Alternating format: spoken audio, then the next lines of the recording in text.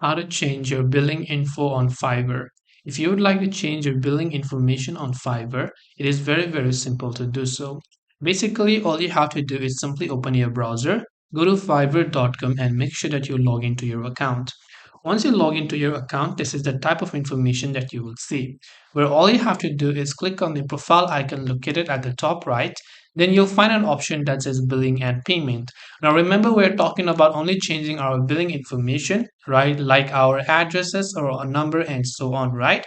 So under billing and payments, you'll find second option in this navigation menu known as billing info.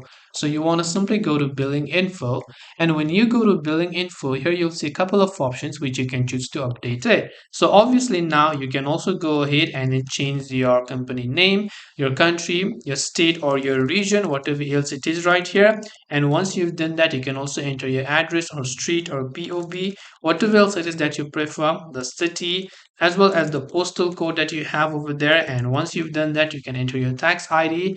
And if you want to get an invoice, you can check that box and then click on the Save Changes option to basically finish up with the changing of your billing info. This way, you will be able to change your billing info on Fiverr. If you have any questions, feel free to leave them down. Thank you for watching and see you soon in the next video.